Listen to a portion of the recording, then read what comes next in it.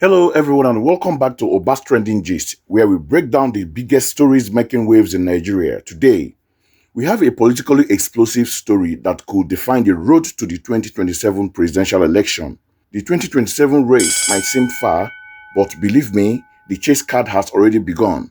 And one of the most strategic and controversial players, the former governor of Kaduna State, Nasir El-Rufai, just dropped a bombshell that has the entire political landscape shaking. Now, let's set the stage. Nigeria is currently facing serious economic hardship. The cost of living is high, security is a major concern for many, and people are feeling the pressure. In times like this, the popularity of any sitting president is a hot topic. But what El-Rufai just did is take this conversation to a whole new level. In a recent interview, he didn't just criticize the government's policies.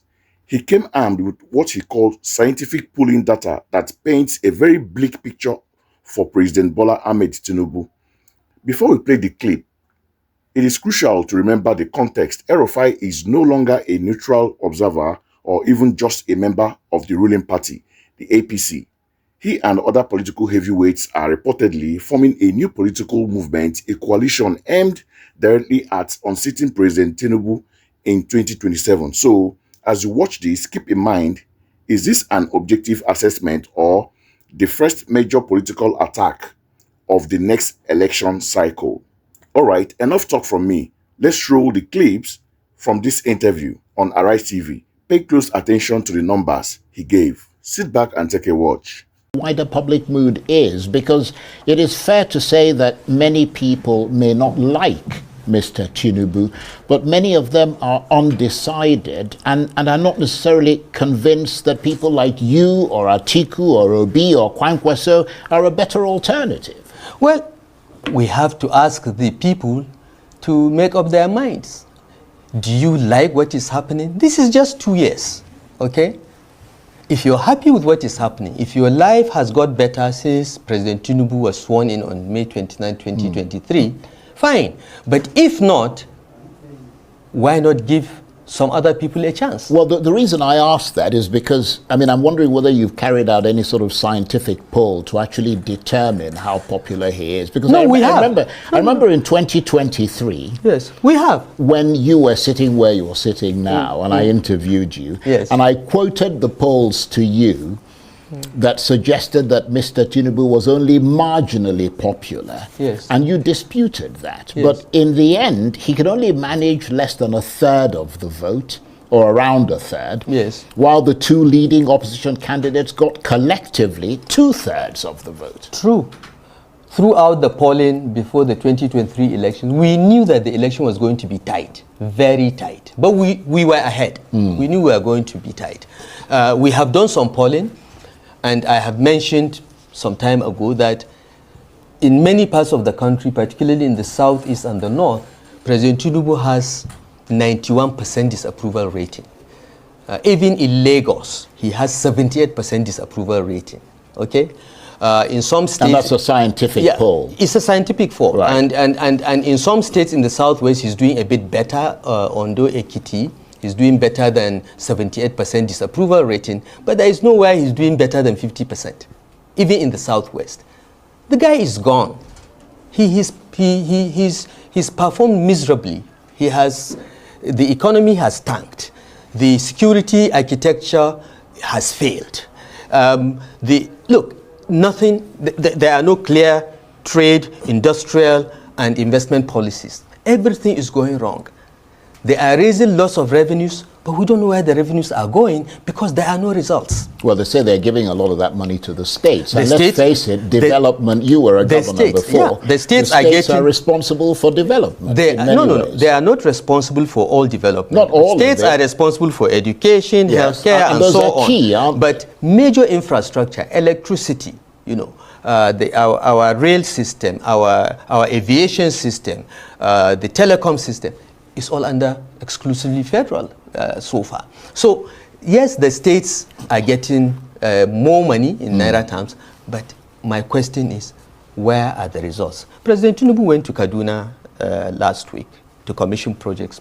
90% of all the projects he commissioned were the project that I did and took to 90% plus. Okay? No new projects have been initiated and commissioned in 2 years by this administration, even though they have had much more money. So the question is, and I gave the example of Kaduna only because I'm from the state and I know it pretty well and I get a lot of data about what is going on there. But the story is the same in most states of Nigeria. Some governors are trying hard, but frankly, most of them are not doing much with those resources. And the federal oversight is very weak because the president wants all the governors to be in APC. But they would make the argument. You heard it right there, directly from El-Rufai himself. Let's break down the most shocking parts of that interview. He claims, based on their private polling, that President Tinubu has a staggering 91% disapproval rating in the southeast and the north. Let that sink in. That means, according to him, only 9 out of 100 people in those regions approve of the president's performance. But he didn't stop there. He went for the president's political home base, Lagos State, and claimed a 78% disapproval rating, even in the southwest, which is supposed to be his stronghold. El-Rufai stated that there is nowhere the president is doing better than 50%. Then he delivered the final brutal line: the guy is gone. That is what El-Rufai said, that Tinubu is gone, based on their scientific polling data. This is not just criticism. This is a political declaration of war. El-Rufai is essentially saying that based on his data, the president has lost the support of the people and is unelectable in 2027. Now, we have to analyze this. First, the scientific pool. While El-Rufai is a man known for his data-driven approach, we haven't seen this pool. We don't know the sample size, the methodology, or who conducted it. So while we can't verify the numbers, the fact that a politician of his stature is confidently quoting them on national television is a major political event in itself. Is designed to create a narrative of failure. Secondly, and this is the most important part, this confirms that the battle for 2027 is on El-Rufai, and his allies are no longer hiding their intentions. They are building a case against the president, positioning themselves as the alternative, and they are starting early. They want to convince other politicians, power brokers, and the Nigerian public that the Tinubu administration is a sinking ship. This is a direct challenge to the APC and a signal to other opposition parties that a new, powerful coalition is in the works. The question is, will it be strong enough to defeat the power of an incumbent president and the APC machinery? So what do you all think? Are El-Rufai's numbers a reflection of the reality you see on the ground? Is he speaking the truth, or is this just a calculated political move to pave the way for his own ambition in 2027? Let me know your thoughts in the comment section below. I read every single one. And that's our gist for today.